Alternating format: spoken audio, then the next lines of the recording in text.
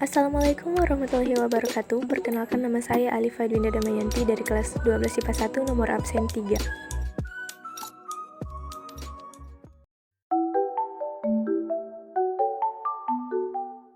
Adapun materi yang akan saya bahas pada video kali ini yaitu pengertian evolusi, teori evolusi, dan petunjuk evolusi.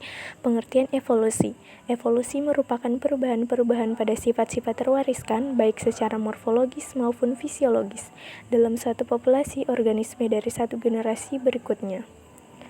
Perubahan-perubahan tersebut terjadi karena adanya kombinasi 3 proses utama dalam evolusi, yaitu variasi, reproduksi, dan seleksi. Sifat-sifat terwariskan yang menjadi dasar terjadinya evolusi ini dibawa oleh gen-gen yang keturunannya satu makhluk hidup yang kemudian akan bervariasi dalam populasi.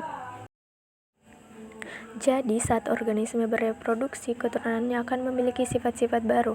Sifat-sifat baru ini diperoleh karena terjadinya perubahan gen akibat mutasi ataupun transfer gen antar populasi dan antar spesies. Pada spesies yang berproduksi secara seksual, kombinasi gen yang baru juga dihasilkan melalui kombinasi genetik. Kombinasi ini yang kemudian meningkatkan variasi di antara alam.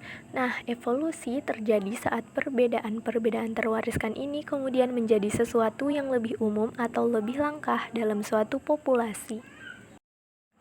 Selanjutnya yaitu teori evolusi. Teori evolusi merupakan sebuah teori yang membahas perubahan atau perkembangan makhluk hidup, asal-usulnya serta keterkaitan genetiknya antara satu makhluk hidup dengan yang lainnya. Dalam teori evolusi, perubahan atau perkembangan makhluk hidup terjadi karena kombinasi 3 proses utama, yaitu variasi, reproduksi, dan seleksi alam. Teori evolusi menurut Charles Robert Darwin 1809-1882. Teori evolusi menurut Charles Darwin merupakan salah satu teori paling terkenal yaitu tentang seleksi alam dan adaptasi. Misalnya, pada spesies yang memakan biji besar cenderung memiliki paruh yang besar sedangkan spesies pemakan serangga memiliki paruh yang tajam. Dengan demikian, Darwin pun menyampaikan gagasannya mengenai evolusi makhluk hidup yang terjadi proses adaptasi terhadap lingkungan atau melewati proses seleksi alam di mana individu yang sesuai akan dapat bertahan sedangkan yang tidak kuat akan mati. Selanjutnya, teori evolusi menurut Jean-Baptiste Lamarck 1744-1892. Teori evolusi menurut Lamarck yang paling terkenal yakni tentang leher jerapah. Menurut Lamarck, jerapah dulunya berleher pendek, tetapi karena ingin menggapai apa yang ada di pucuk pohon, lambat laun lehernya pun menjadi panjang.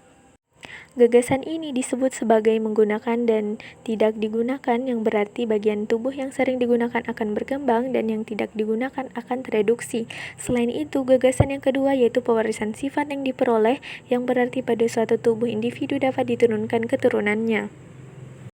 Teori evolusi menurut August Weismann 1934-1914. August menyatakan bahwa sel-sel tubuh tidak dipengaruhi oleh lingkungan dalam penurunannya, melainkan berdasarkan prinsip genetika. Untuk membuktikan teorinya, August melakukan percobaan pada 2 ekor tikus. Kedua tikus dipotong ekornya kemudian dikawinkan. Hasil yang didapat ialah generasi keturunan tikus tersebut masih berekor panjang hingga generasi ke-21. Selanjutnya yaitu petunjuk evolusi. Beberapa petunjuk dan bukti evolusi yaitu sebagai berikut. 1. Anatomi perbandingan. Organ-organ fungsional pada makhluk hidup dapat dibedakan menjadi 2, yaitu homologi dan analogi. Homologi adalah 2 organ yang mempunyai bentuk dan fungsi yang berbeda, tetapi kedua organ tersebut memiliki bentuk dasar yang sama. Contoh persamaan struktur alat gerak manusia, kucing, paus, dan kelelawar. 2. Embriologi perbandingan. Embrio hewan-hewan dan manusia menunjukkan kecenderungan yang hampir sama. Contoh pada perbandingan berbagai macam embrio vertebrata yang bentuk awalnya sama. 3. Fisiologi perbandingan. Pada umumnya ditemukan persamaan proses fisiologi antara berbagai makhluk hidup, misalnya dalam hal sintesis protein, proses metabolisme, respirasi, ekskresi, dan lain-lain. 4. Petunjuk dari alat tubuh yang tersisa atau vestigial. Pada morfologi, beberapa hewan vertebrata dan manusia dapat ditemukan adanya struktur vestigial, yaitu suatu bentuk anatomi yang berkembang dan berfungsi serupa dan akan tereduksi. Contohnya umbai cacing, tulang ekor, buah dada pada pria. 5. Petunjuk paleontologi. Paleontologi merupakan ilmu yang mempelajari tentang fosil. Fosil adalah sisa-sisa makhluk hidup yang telah membatu. Sisa-sisa tersebut dapat berupa tulang, cangkang, gigi, jejak kaki, maupun bagian-bagian yang lain. Melalui penelitian fosil dapat diketahui bahwa telah terjadi perubahan, perkembangan atau suksesi organisme yang merupakan bukti langsung dari evolusi, yaitu organisme sederhana menjadi organisme yang semakin kompleks dan beragam. 6. Perbandingan biokimia. Jika dianalisis secara kimia, tubuh beberapa makhluk hidup menunjukkan adanya kesamaan. Contohnya yaitu kandungan zat kimia alkaloid pada tumbuhan, kandungan ion dalam darah, kandungan protein, dan reaksi antigen dengan antibodinya pada hewan. Organisme yang menunjukkan kesamaan tersebut memiliki hubungan kekerabatan yang dekat. 7. Peristiwa domestikasi.